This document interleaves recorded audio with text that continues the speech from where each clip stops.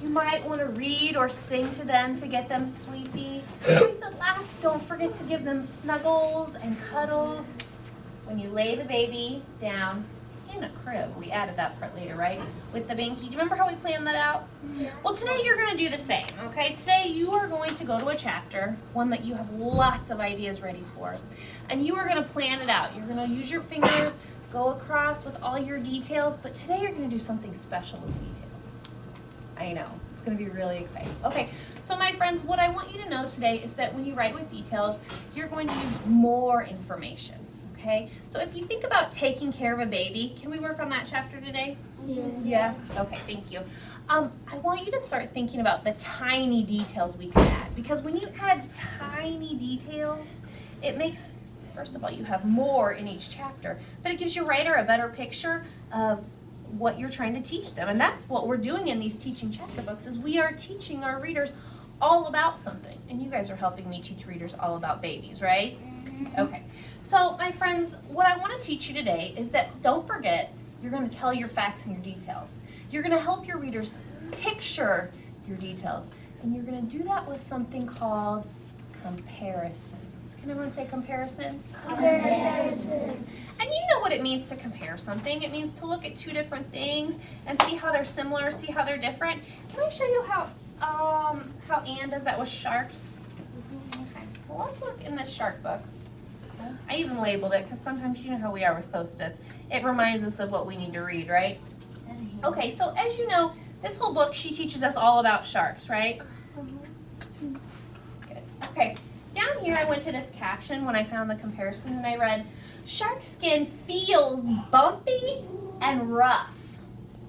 Okay, well that's probably what shark skin feels like. But I've never felt shark skin before, have you? No. I've never ever touched a shark, so I know what bumpy feels like, I know what rough feels like, but not exactly. But then she did this. Shark skin feels bumpy and rough. It's hard like sandpaper. It protects sharks and helps them swim faster. Well, I've never touched a shark, but I have touched sandpaper. Hands up if you've touched sandpaper. Do you know what that feels like? It feels bumpy, it feels rough, not soft at all. It almost feels like it's going to cut your finger, right? So now I know that shark skin must feel like sandpaper. That was a great comparison. That really put a picture in my mind and almost a picture on my fingers too, so I can feel what shark skin might feel like. That's a comparison. Does that make sense? Yeah, okay, so I started my next chapter, taking care. Let me show you what I got done so far. I planned this out. I haven't got a picture yet because sometimes you guys are good at helping with labeling and things, but I said a loving, responsible person, and then I wanted to be more specific with the teeny details, so I said adult, should take care of a baby. There are many things to do when caring for babies, and then I used a fancy word and said infants. One thing you must do is take care of the baby's skin. Babies have skin that is what? Now I need your help. I want to make a comparison here. I feel like it reminds me about the sharks, but what could I say? How does a baby's skin feel? What are you thinking, Kylie? Soft. Soft, okay. How many of you have ever touched a baby before?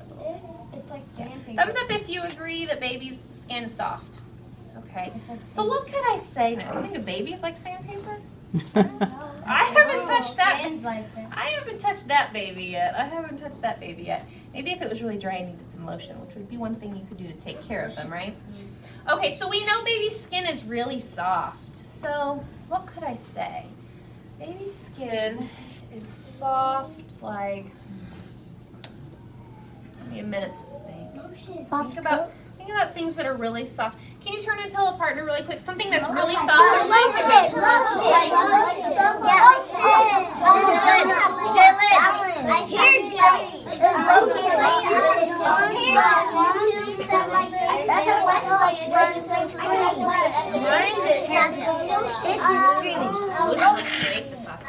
might be a good thing to help us plan on the chapter. One thing that they might need to do for babies is to polish on it to keep it soft. What's something that's really soft that could compare to it? It covers in your hair.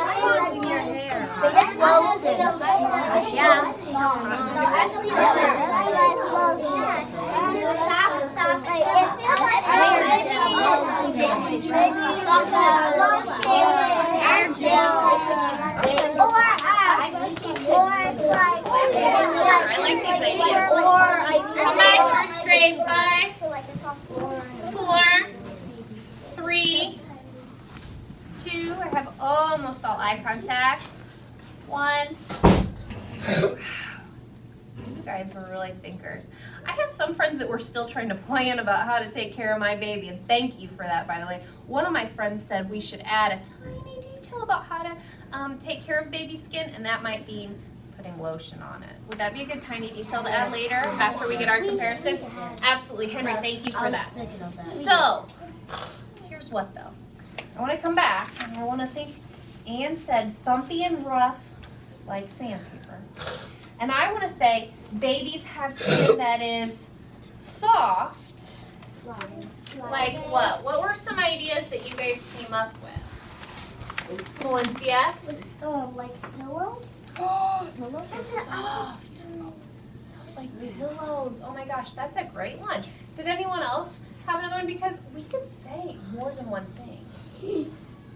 Genesis? Like lotion. Well, lotion is so important in the taking care, and we're going to use that in our planning. And like Henry said, you want to put lotion on it to keep the skin soft. Yeah. But if just comparing the skin is soft like pillows, or I could say the skin is soft like jackets. What jacket? Like fluffy jackets. Oh, like a. Oh, what if I used your idea and Valencia's together, and I said like a fluffy pillow? I like that adjective. I like that adjective. I'm just thinking about Ellie this morning. I mean, her skin was very soft, fluffy. I mean, not dry at all. I like that. Soft like a fluffy pillow. Good. I had another friend, Mickey, you were saying something too. I was saying Great idea. a soft cover. You did, and you also said cotton, didn't you? No, accent. You said cotton. So cotton would be another thing that's soft. Could I say that? Yeah. Okay. So babies have skin that is soft, like Cotton. what if I said a fluffy cotton? Pillow. I could use all those ideas, and they really put a great picture in my mind, don't they? The more adjectives and details I give, like a fluffy cotton pillow. Oh. Picture that in your mind real quick, a fluffy cotton pillow. Now picture in your mind a baby's chubby little cheeks and how soft they must be. Do you think that might, oh, eyes here. Do you think that might put a great picture in our reader's mind if they've never touched a baby's skin before? I do too, friends. I do too. Thank you for helping me to make that comparison. Okay. What I want to do really quick is I want to think about a couple of the ideas that you guys have, and I want to help each other, okay, to think of some comparisons and see if we can get you started heading back and using those details of comparisons in your chapters today, all right? So Holly, I know you had a book about horses, right? Yeah. Okay, so in your book about horses, tell me, are you talking about how strong they are? I know we were talking yesterday about playtime with horses, and you were telling me they can kick balls, which is, I had no idea. It's a good thing I'm going to read her book. So, would you have to talk about how strong a horse is? They're very strong. They're very strong. So, what's something else that's very strong? They can carry a lot of people, and that's why we needed horses in the back and Back back. in history before we had cars. Okay, so if Holly is going to write about horses and she's going to talk about how strong they are, what's another strong thing she could compare that to? And they can only see on the sides of them. So when you're behind them, you have to touch somewhere so you know, because they kick very hard. So that might be something else you're going to plan in another chapter, is how to stay safe around a horse. Okay. And Holly, is there somebody that you might like to take an idea from about a horse's strength? Something else that's really strong? Genesis. A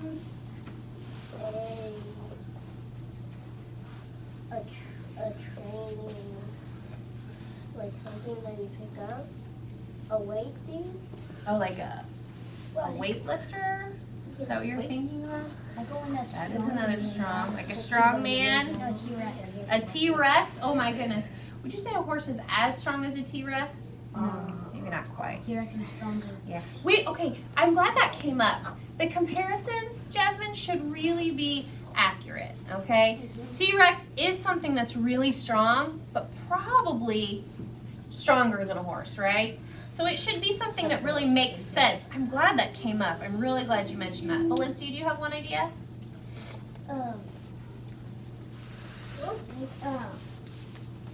It's strong, Horses are strong. it's stronger than a weight. It's weaker than weaker than a T-Rex. Yeah.